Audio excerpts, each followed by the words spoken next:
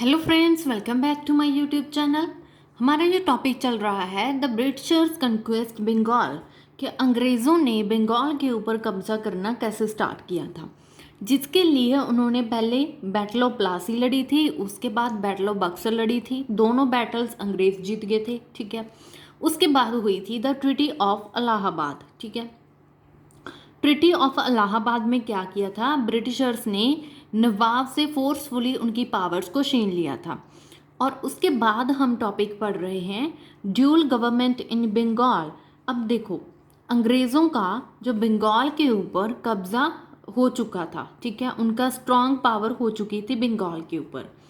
अब बंगाल में दो सरकार चल रही है। ड्यूल पावर का मतलब होता है कि दो सरकार बन चुकी है, the East India Company and the nawab. जो नवाब है उसे तो नामात्र ही रखा है, एज अ पपट यूज़ कर रहे हैं। ज़्यादातर जो पावर चल रही है वो अंग्रेज़ों की चल रही है। अब ड्यूल गवर्नमेंट जो बंगाल में था, इसका टाइम पीरियड था 1765 से लेकर 1772 तक था, ठीक है। उसके बाद ड्यूल गवर्नमेंट ख़त्म हो गई थी। ये कुछ टाइम पीरियड होती है जब तक वो उस टाइम पे रहता है। Dual government in Bengal, now East India Company become real masters of Bengal, ठीक है। तो ईस्ट इंडिया कंपनी क्या थी, बंगाल में रियल मास्टर बन चुकी थी, उनकी पावर स्ट्रांग हो चुकी थी बंगाल में। और तब उस टाइम पे बंगाल में जो गवर्नर जनरल था वो कौन था, रॉबर्ट क्लाइव, ठीक है। रॉबर्ट क्लाइव ने इंट्रोड्यूस किया the dual system of government. तो यहाँ से क्वेश्चन एमसीक्यू क्वेश्चन बनता है एग्जाम में कि ड्यूल सिस्टम था, जो ड्यूल गवर्नमेंट था, वो किसने इंट्रोड्यूस किया था। तो ये रॉबर्ट क्लाइव ने किया था। और किसने ड्यूल गवर्नमेंट को बंद किया था, वो भी क्वेश्चन पूछा जाता है, जो हम वीडियो के एंड पे पढ़ेंगे, ठीक है। अब ड्यूअल सिस्टम का मतलब होता है रूल ऑफ टू, मतलब कि दो पावर्स का, दो गवर्नमेंट का रूल होना। उसमें थी एक तो द कंपनी, जो ईस्ट इंडिया कंपनी थी, दूसरा था द नवाब ऑफ बंगाल, जो कौन था, मीर कासिम, ठीक है, ये हमने पढ़ा है। और एंड अब कम ईस्ट इंडिया कंपनी के पास कौन से राइट थे और वो कहाँ से आए थे, ये सब कुछ हम पढ़ेंगे। फर्स्ट है, ईस्ट इंडिया कंपनी के पास दीवानी राइट एंड निजामत राइट्स थे। दीवानी राइट में क्या था, कलेक्टिंग रेवेन्यू। कलेक्टिंग रेवेन्यू मतलब जो टैक्स वगैरह होता था, कर था, ठीक है, पैसा इकट्ठा करते थे ये।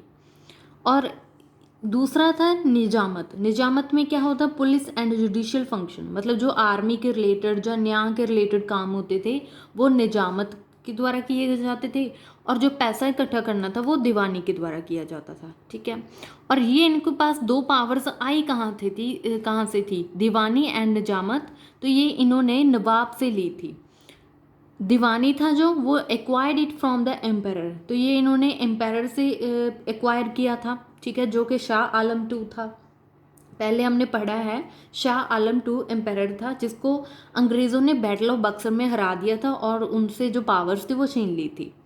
दूसरा था फ्रॉम नवाब ऑफ बंगाल, ठीक है, बंगाल का नवाब था मीर कासिम, जिसे इन्होंने ले लिया था निजामत। दोनों पावर्स इन्होंने नवाबों से ले ली थी। अब जो दीवानी राइट्स थे उनके लिए इनको जो पैसा इकट्ठा कर रहे हैं, अब पैसे को संभालने के लिए उसको इकट्ठा करने के लिए कुछ बंदे भी तो छोड़ने पड़ेंगे ना।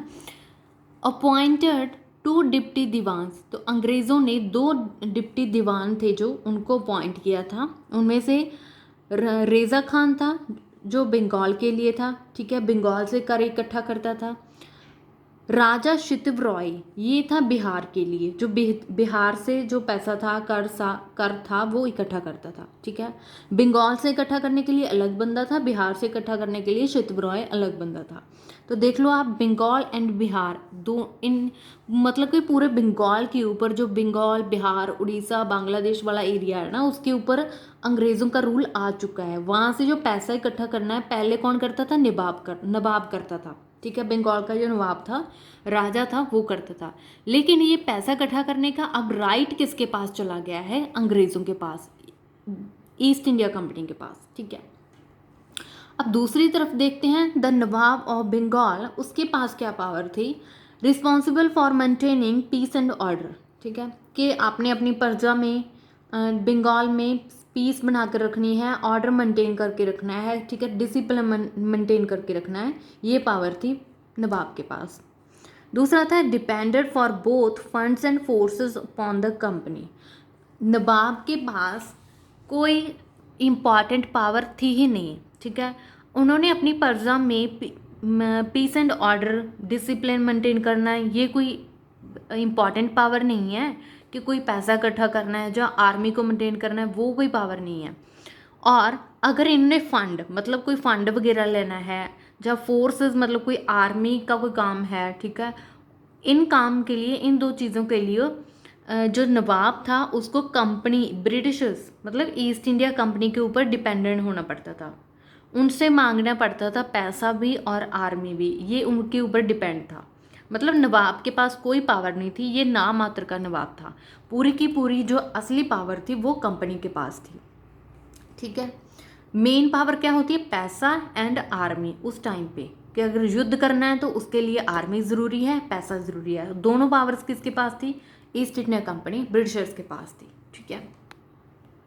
एंड इससे क्या हुआ? अब देखो, जब नवाब के पास कोई पावर ही नहीं है तो उसका तो मन बैठ जाता है ना, जब मेरे पास कोई पावर ही नहीं है तो मैं क्या करूं। Led to an administrative breakdown. इससे क्या हुआ कि प्रशासनिक जो ढांचा था वो पूरा का पूरा हिल चुका था, ब्रेकडाउन हो चुका था। अब नवाब को कोई काम करने का वही नहीं था। नवाब ने सोचा कि मैं कोई काम करके क्या करूँगा, अगर मैंने डिसिप्लिन भी मेंटेन करना है तो मैं क्या करूँगा, ठीक है, करके कुछ मेरे पास पैसा नहीं आ रहा है, कुछ पावर नहीं आ रही है, तो इससे मुझे कोई फ़र्क नहीं पड़ता कि अब मैं कोई काम करूँ या डिसिप्लिन मेंटेन करूँ। तो मतलब नवाब ने भी अपना काम करना छोड़ दिया था। Proved disaster for the people of Bengal. तो ये चीज़ थी जो लोगों के लिए, बंगाल के जो लोग थे उनके लिए खतरनाक साबित हो चुकी थी, क्योंकि नवाब भी कोई काम नहीं कर रहा था। नवाब ने जो एडमिनिस्ट्रेट मतलब प्रशासनिक जो काम था उसको संभालना बंद कर दिया था। Neither the company nor the nawab cared for admin and public welfare. अब आज के ज़माने में क्या हो रहा है? सरकार के पास, सरकार अपना पैसा इकट्ठा कर रही है, अपना दाम चला रही है, ठीक है, लेकिन जो अगर कुछ काम, अगर कुछ मीन्स के कोई डिज़ास्टर आता है, नेचुरल कैलामिटी आती है, तो उसमें पिस कौन रहा है? गरीब पिस रहा है। मतलब देश का आम नागरिक जो गरीब बंदा है ना, वो पिस रहा है।